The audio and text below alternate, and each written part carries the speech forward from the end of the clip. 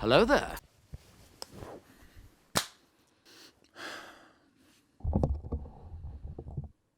Your mother and I, we have some things to talk about. Your mother and I need to talk to you about some things. We're not just gonna go in some room, talk amongst ourselves alone. Kind of tired this morning. Life kind of sucks and we're all kind of sad. Now that that's out of the way, we're going to talk about something that does not suck. And that is Star Wars. Am I in focus? I don't know. But like I said, I'm kind of tired, so I'm going to fix that. The snack that smiles back. Red Bull.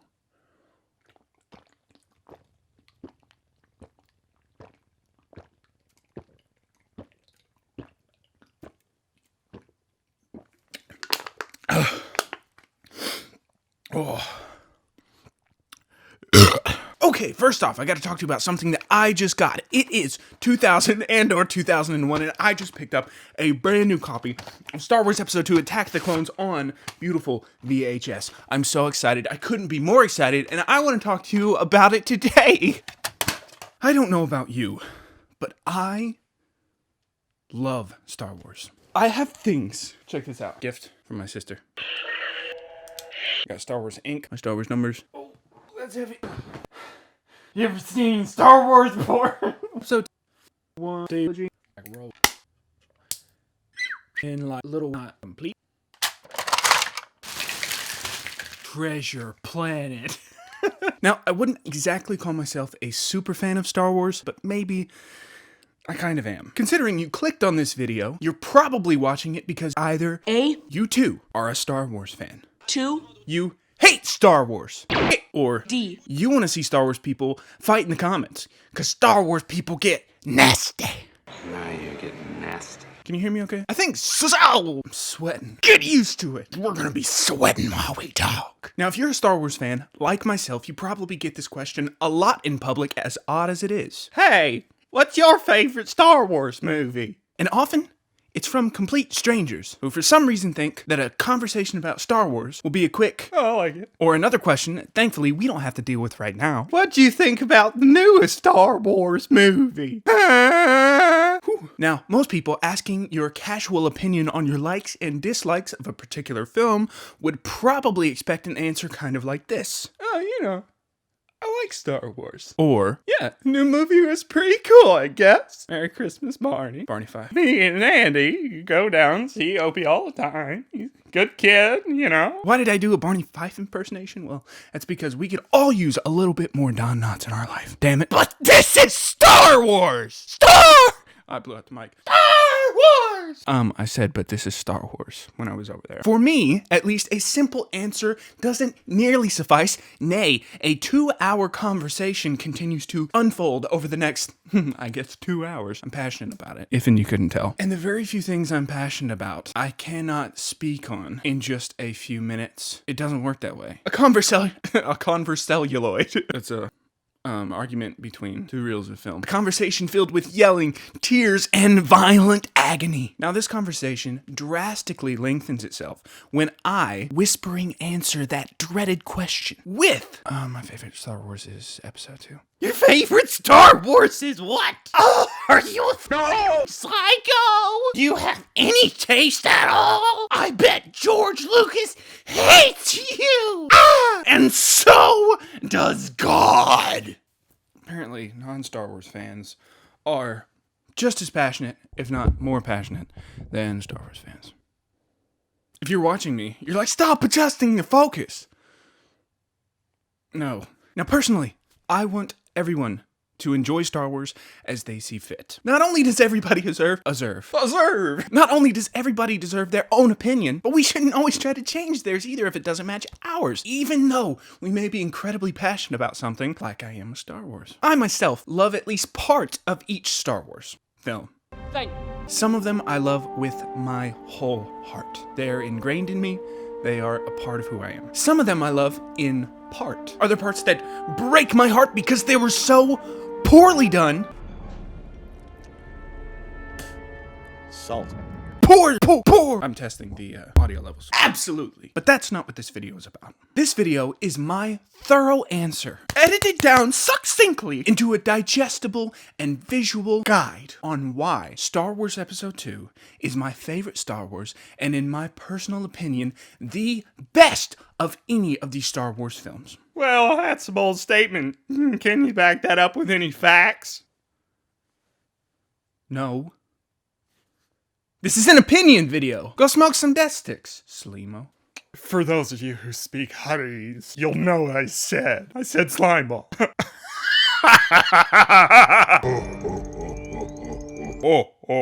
Whenever someone asks me why Star Wars Episode 2 is my favorite Star Wars, I want to tell them. I want to look straight into their eyes and explain the beauty that is Episode 2. I want to defend it to my dying breath, but alas, I cannot. Why not? Because you're a stranger. I cannot take the time it would... I cannot take the time it would require to explain, nor subject myself to the obvious strain it puts upon me every time somebody asks me. Can't do it. I'd be dead by 30 from exhaustion. Neither have I been able to fully explain to someone when I do have the time all the individual reasons. Because when you're put on the spot, everybody knows the spot is there to get you. The spot ain't friendly. No siree, bye. Yeah, that's the spot. We don't mess with her. She's a bit of a bitch. Cowboy hat. Now, a quick thing about me, other than the fact that my name is E. You see it over there. I got the pink neon. Anyway, something about me, I am not a confrontationalist. I will avoid confrontation at all costs. Like I've stated before, I want everyone to have their own opinion. But sometimes you have to stand up for yourself. Nah, see, I mess everything up when I stand. So keep your Star Wars opinion. But if you want to, you can listen to mine too. A side note, this is an opinion based only on the movies, particularly the original 6, but including and up to through 9. This doesn't include any of the expanded universe because I am not that well versed in it. So we're just talking based on the theatrical films. And probably Rogue One, and you can throw the Clone Wars theatrical in there too, but I doubt I'm going to talk about it. Okay, let's get going. First off, and I think this is one of the most important things to establish before getting into this conversation, is this. Star Wars is not a sci-fi. It is a space opera. Yeah, says who? And they had Flash Gordon Conquers the Universe on it, and I used to love that. So I went off and wrote my own space opera. It is an opera set in space. The final frontier. Essentially, it's a soap opera. It's a family soap opera. I mean, ultimately. I mean, we call it space opera, but people don't realize it's actually a soap opera. And it's all about family problems and that kind. It's not about spaceships. Huge themes, emotional characters, incredibly dramatized story, and with it, dialogue. Think I'm gonna barf. Although this rubs a lot of people the wrong way, especially the dialogue. And especially the dialogue in the first 3 films, namely 2, I personally love the direction the films took with this. Now there are certainly exceptions to the over-dramatized rule of things, to where they just don't work. But I think that many times, and particularly in the Star Wars films, the over-dramatized is completely warranted. In real life, we feel things. We feel them deep within ourselves, bundled up in a sweet little son of a bitch called emotion. But in movies, we see them. That's it. That leaves a lot to be desired when it comes to feeling emotion to just seeing emotion. So in a film... Hey, what's your opinion on the difference between a movie and a film? Shut your damn mouth. We're not getting into that right now. It sounded like... RJ, I'm gonna have to kill you. Over the edge. So in a film, in order to convey emotion across the screen, we use lighting. Of all the gin joints in all the towns in all the world, she walks into mine. Calm down. You told him I'm following him. Calm down, kid. We use dramatic score.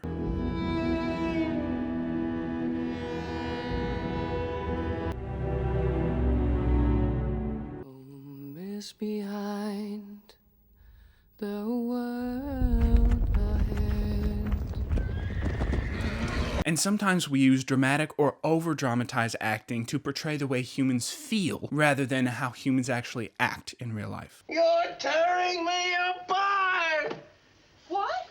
You say one thing, he says another, and everybody changes back again! The same is said through the Star Wars films. The deepest themes of true humanity are presented in rich, fully embodied characters throughout most of the franchise. I mean, throughout all of it, they're just not all fully embodied characters. With that being said, the fact that Star Wars is a space opera and not a sci-fi What was that? Oh well. I did it again. Maybe it's my eye. Who cares? Continuing. The fact that Star Wars is a space opera, not a sci-fi. Number one most important fact before we continue. Now, let's continue. To start, we are introduced to the best character in the entire Star Wars franchise. Now, hold your tauntauns. That is a terrible joke. Do not top. Don't do that joke. All right, skip that joke. Now, I know Anakin was technically introduced in Episode 1.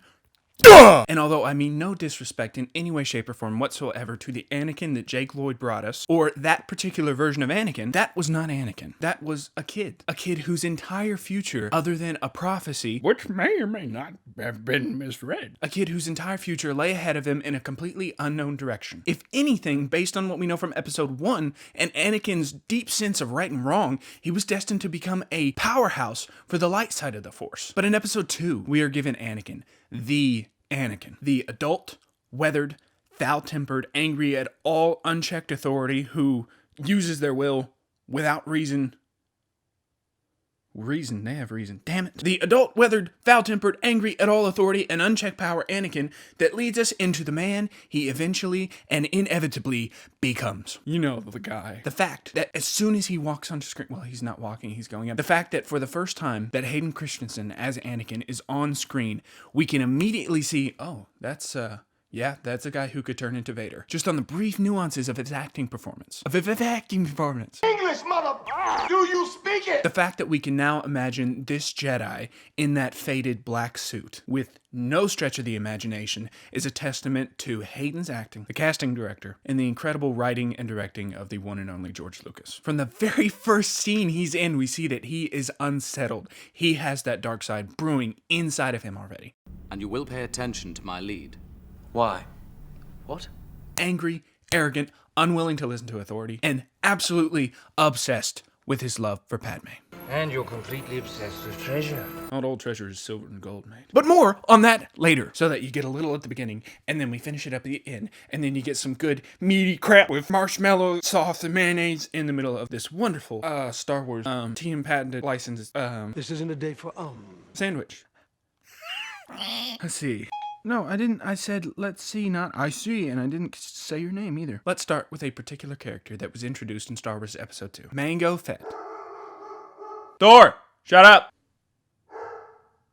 Jango Fett. Now, I know I speak for a lot of people when I say that Boba Fett was one of the most original and very interesting characters that we really did not get to learn a whole lot about in the original trilogy. And just as his story started... Good boy. Go lay down. Good boy. And just as his story started, it ended, and in a slightly less than climactic way. But as soon as we saw that armor, that very familiar armor in Episode 2, we knew there was going to be some sort of connection. And there was, we just didn't know how big it was going to be. Seeing Jango Fett speak in a similar pattern, fight, use his flamethrower, his jetpack, we even saw him use that whoosh thing. Fire a missile from his jetpack, all these things brought to life the Boba Fett that we never got to experience before. And remember, this was 2002. 2 or 3? 2002. And then the faded scene on Kamino. Boba, is your father here? Yep. Admittedly, this took place before the fight scene, but still. Blew my mind. And not only did Boba's introduction alone bring about so much excitement for future possibilities, so much extra space in our room to do activities, but we even got to see his actual origins, the turning point in his life that no doubt became the reasoning for becoming a bounty hunter like his father that we know as Boba Fett. And again, remember, this is 2002. This is before we've gotten any other extra Star Wars lore other than a lot of things in some books, which again, I'm talking about the movies, things straight from George Lucas regarding Boba Fett. And as a Boba Fett fan, that was a huge thing for me. I'm kind of a big deal. And while we're discussing Boba and Jango Fett, can we please mention the coolest sound, second coolest sound probably, second to lightsabers, that the Star Wars universe has ever given us.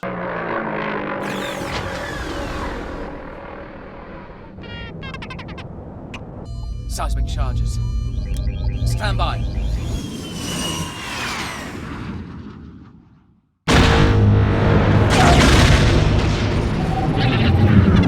Or coolest sound effect, coolest use of a sound in a film.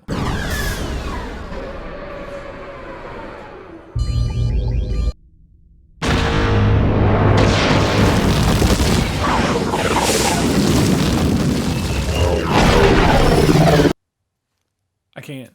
It was the coolest thing ever. And seeing it in theaters, blow your eardrums out, it was... And speaking of sound in general...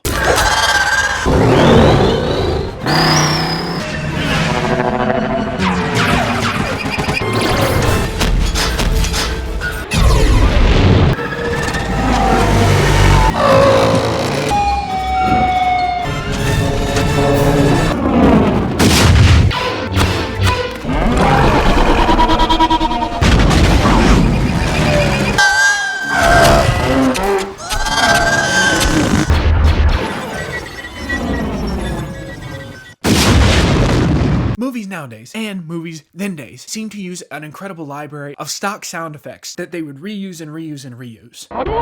Although a lot of movies do have a dedicated sound person, very few movies, especially nowadays, have a Foley worker who goes out and creates, at least in scale, of the crazy variety of different sorts of completely new and alien sounds that we hear in the Star Wars universe that do not exist anywhere else. Someone's walking across a wood floor with some sand. I got some sand, I got a wood floor in this sound department studio, and we're going to do Foley, record it, put it in the film. They need a sound of a bus, hissing to a stop. They go record a bus hissing to a stop. But if you're trying to record a land speeder, you can't just go record a land speeder. You have to create these noises. And although they do this in a lot of things, the depth and breadth of the Star Wars library of sound, especially in Episode 2, is absolutely magnificent. So many individual sounds were created that sounded different from each other. It's not just a ship, and all these ships sound the same. The X-Wing sound different, the TIE Fighters sound different, the blasters sounded different than anything we had heard, the lightsaber sounded different. Not as clumsy or random as a blaster. And they continue to expand upon those throughout, especially Episode 2, when we got an incredible new sound library. Huge deal. Another thing I absolutely love about Episode 2 is the extensive use of proper foreshadowing. And that's when the attack comes, not from the front, but from the side.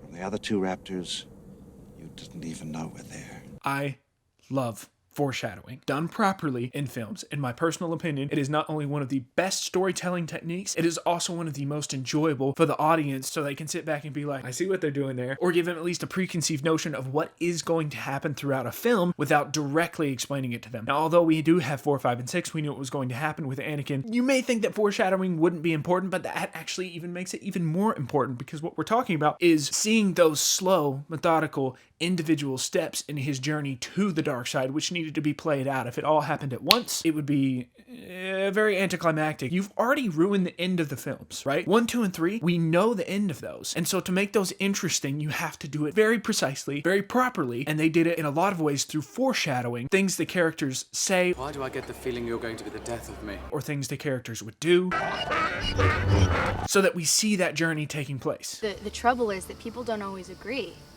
Well, then they should be made to. By whom? Who's gonna make them? I don't know. Someone. You? Of course not me. But someone. Someone wise. They should be made to agree by someone. Anakin is that someone. He doesn't know it yet, but he is the one who is going to make people agree. And continuing with foreshadowing, the style of the Federation ships resemble the Death Star. The large clone ships look like Imperial Star Cruisers. The small clone walkers on the Battle of Geonosis used the same style soundbite as the Imperial walkers from Empire Strikes Back.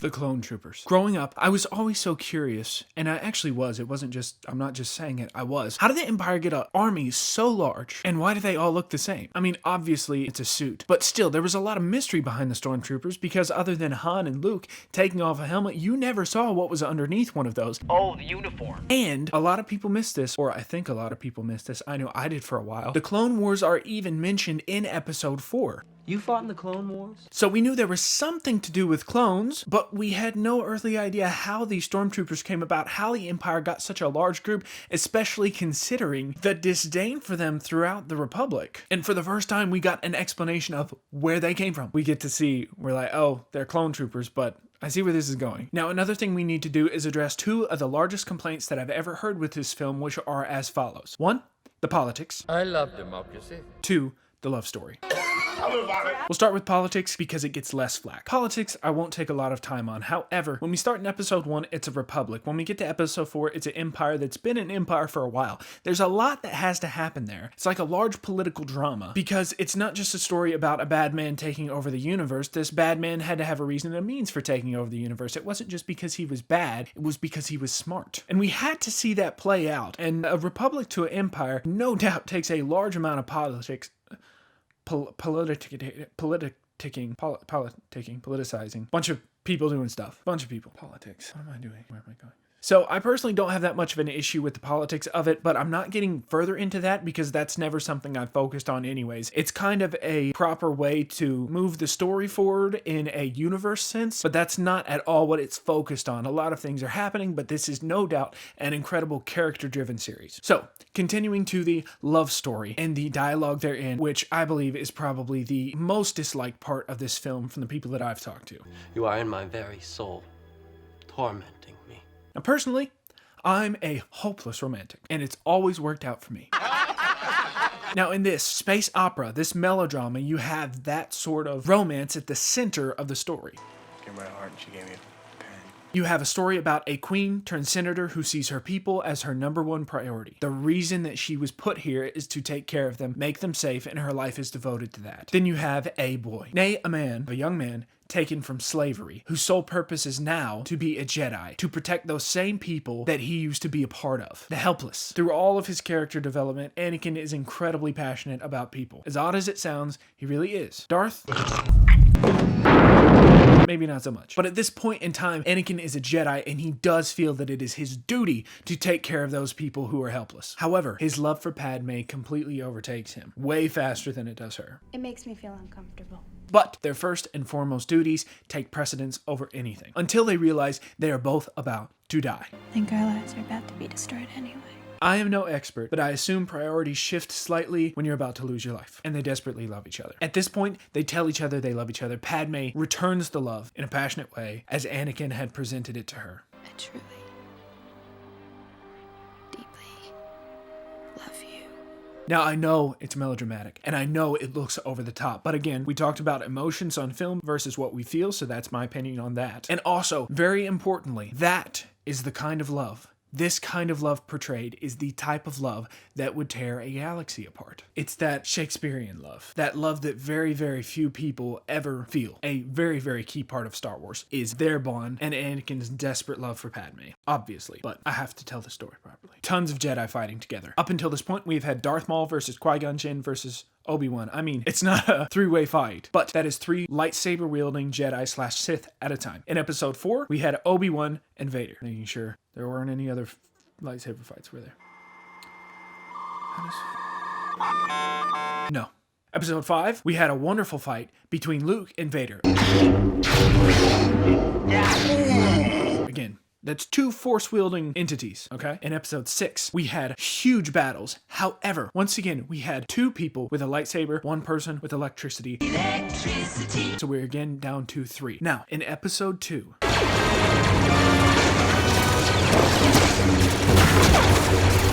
we have a large group of Jedi fighting together, the likes of which we have never seen. When Star Wars is talked about, it's discussed the large amount of Jedi that there were and how there are not those anymore. For over 1,000 generations, the Jedi Knights were the guardians of peace and justice in the Old Republic, before the Dark Times. And this is the first time we actually get to see those Jedi in action in all their glory, in their age of...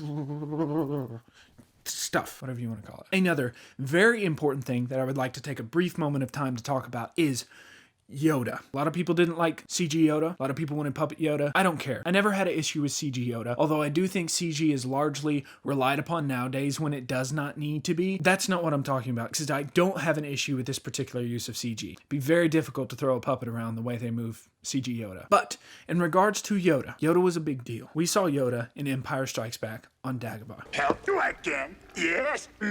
We knew he was a Jedi Master. I'm looking for a great warrior. I knew it. You knew it. Yoda was wonderful. R2! Then Yoda died.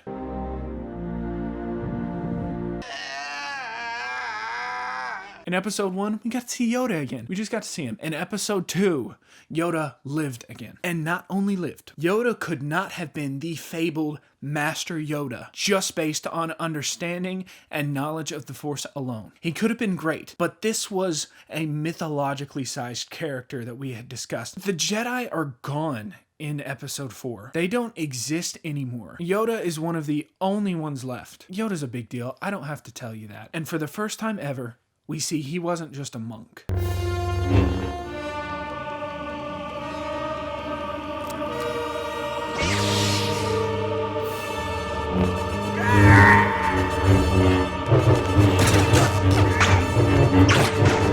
Yoda's introduction to using the Force and first wielding his lightsaber, I'm getting choked up about it. When's your birthday? Is one of the best moments in cinema history. I died in the theater. My remains are still there to this day. No, I didn't actively die. I was like a little kid, so I was probably like this. I was probably like sitting there watching, and then Yoda's lightsaber comes on. I'm like, it's probably like that. But the way that stuck with me until now. Now, about his use of the Force. I've become more powerful than any Jedi. Even you.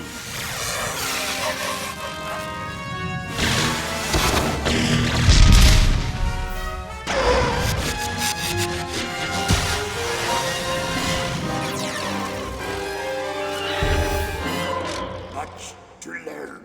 You still have. I have become more powerful than any Jedi, even you. Bold statement. Let's talk about Force lightning for a minute. So again, when you're basing it on the movies and not delving into any of the extended universe, Force lightning is a power only wielded by Sith. It is very powerful and obviously comes from a place of hate or anger because Sith are the only ones that are able to use it. Now, Obi-Wan caught the Force lightning from Dooku with his lightsaber, but Yoda not only was able to take that power and deflect it back at Dooku, something massive in the sense of Star Wars and the Force when you think about it. The Force is such a powerful entity. It didn't need this incredible, not that I don't love it, don't get me wrong. One of the first trailers for Force Unleashed, when Starkiller rips down that Imperial cruiser out of the sky, was another incredible moment. And I love the thought of the Force being fully expounded upon in humongous ways like that. But this is just as powerful a moment. We've never seen Jedi do much more than use the Force and randomly use Force speed, or they really got their frame rate messed up. But we see the few things Jedi can do with the Force, right? So Yoda takes this Force lightning, absorbs it, and fires it back at Dooku. That is a huge deal in general. Dooku can only block it. He can't even accept it. Then he fires back. Yoda not only catches it, he absorbs it. He absorbs that power. I know these are movies, but that is a huge deal. We're talking about a physics-breaking deal. We're talking about such an incredible knowledge in the Force that he could take power and have it dissipate. If you're going by Newton's law, every action must have an equal and opposite reaction, and this universe is founded anywhere in that realm. We're talking big deal. And if the Force fighting wasn't enough, when Yoda finally pulls out his lightsaber, we see why Yoda was Yoda. I know a lot of people think he looked like a little frog jumping around, but let's face it, what else was he going to do in any way that looked cool? Think Dooku was going to stand there, like, try to hit a golf ball? You don't play golf with these things. That's a full opinion thing. I'm not going to delve into it. I have no issue with the fighting. It's how Yoda would really fight. I think, at least. An incredible Force user, so fast, so powerful. I love that part. In continuation, before getting to the most important reason that this is the best Star Wars film, let's talk about a few smaller, quick things that make Episode 2 so fantastic. If you'll excuse me.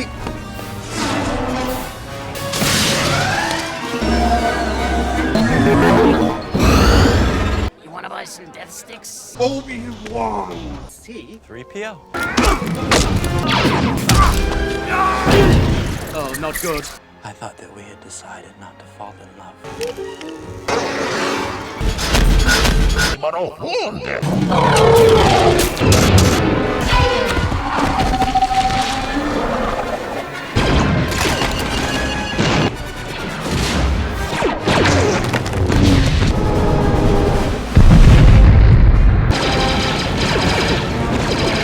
They would have been much safer there.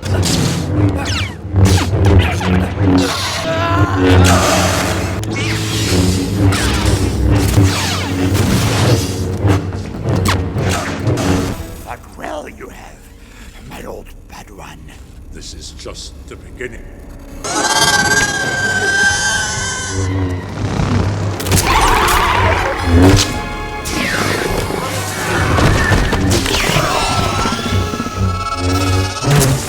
And the most important part of the entire Star Wars universe is what we're getting into now. The development of Anakin Skywalker into Darth Vader. And the most important reason that this is my favorite Star Wars film, this scene.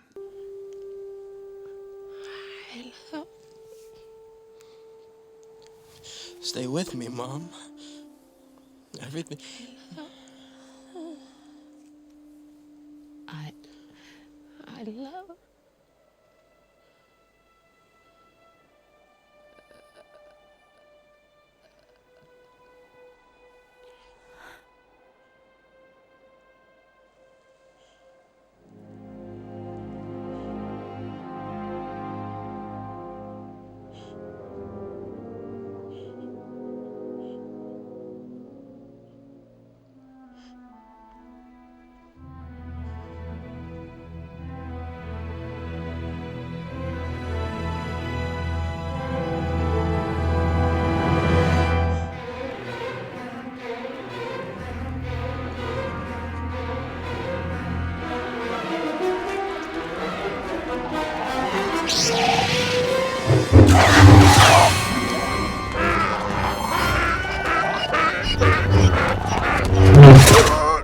This scene is why Star Wars exists. No, it's not. Star Wars exists because George Lucas loved Flash Gordon. I'm not talking about how Star Wars was made or why it came about. I am talking about why it exists. What the entire story hinges upon is this moment, this scene. This was Anakin's turning point. His mother, the only person he truly loved as a boy. He didn't have a father. There was no father.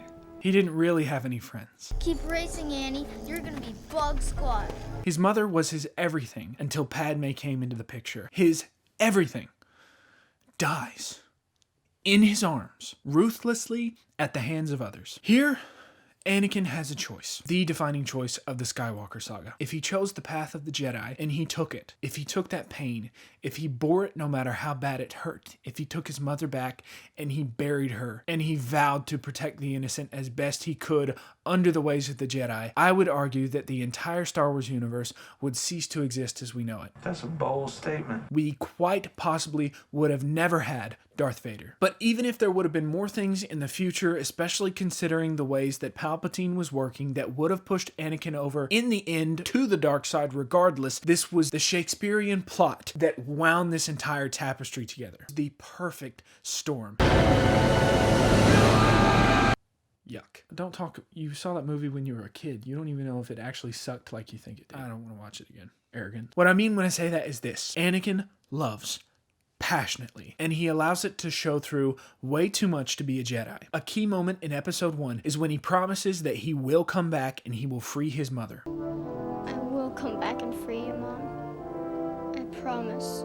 Fueled by his own sense of overwhelming justice, he tries to do just that. And when he finally reaches her at the most important moment in her life, she dies in his arms. This very tiny moment is Star Wars. This choice, what he's going to do next. And as the entire saga hinges in the balance, Anakin Skywalker looks up and Darth Vader is born.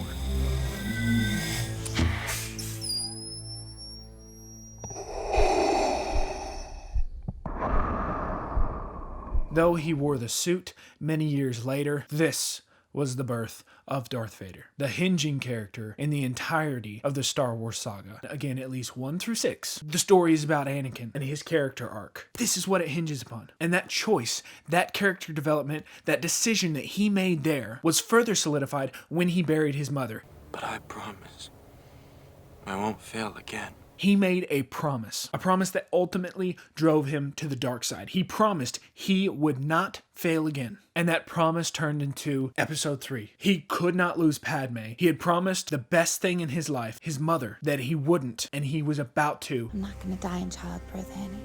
I promise you. No, I promise you. And he could not. Thus, Darth Vader was formed in episode 3 because Shmi died in episode 2 and the steps that Anakin Skywalker took after her death. I killed them. I killed them all. In episode 1, we have a child and a prophecy. Anakin Skywalker, born of no man, with more midichlorians than any Jedi ever, more than Yoda. There's something about this boy. Is a slave, leaves to become a Jedi. In episode 2, we see this dilemma within him. You're not all powerful. Well, I should be. This character that could go either way, and we get his first steps in becoming Darth Vader in episode 2. In episode 3, he makes the final decision, or at least understands the consequences of the decisions that he has made, lets go, gives in, and becomes Darth Vader. In episode 4, he is the Emperor's right-hand man, seeking to destroy anyone who wants to mess things up for the Empire that he's created. In episode 5, he finds his son and wants to rekindle that connection with him, even if it's for the wrong purposes. Some struggle starts to churn in him because he realizes he cares about something again. I'll never join you! We'll probably delve further into that later because I haven't fully fleshed that part out yet. In episode 6, that struggle that has been in Anakin this entire time since he killed those Tusken Raiders on Tatooine finally turns when he is given a choice. He is about to lose once again the thing that he loves most in the world.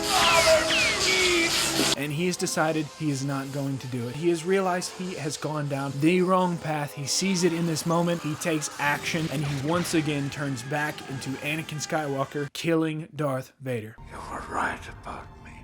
This character arc is Star Wars 1 through 6. The reason I keep saying that is because 7, 8, and 9, although we'll talk about them later more than likely, do undoubtedly have their place, have all brought us beautiful scenes, but I do not feel are a proper overarching story considering it is called the Skywalker Saga, and we obviously know there are issues with them understanding what that name means. Just chill out, man. Whew! Gee whiz! Get me all pissy. And a personal favorite shot that wonderfully sums up this part of the film. Anakin's turn.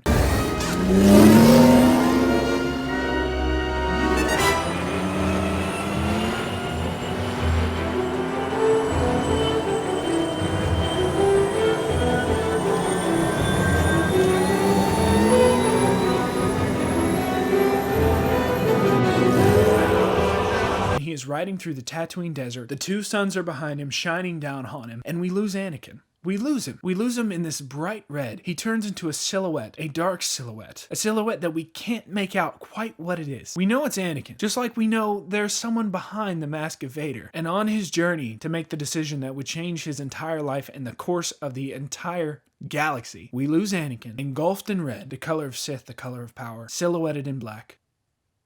Perfect visual storytelling for what's going to happen. Anakin will become Darth Vader.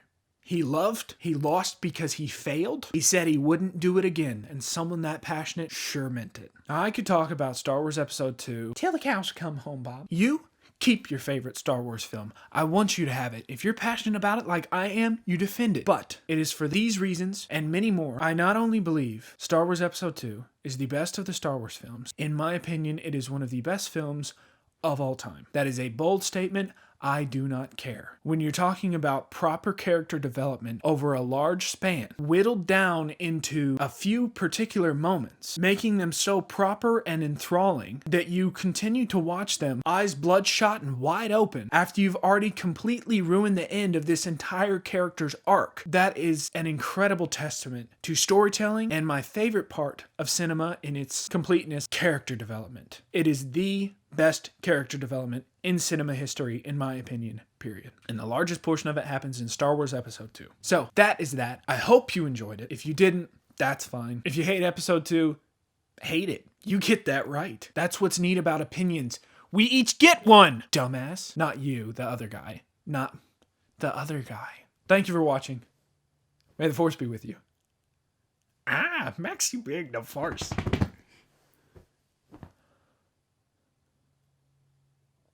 Yep.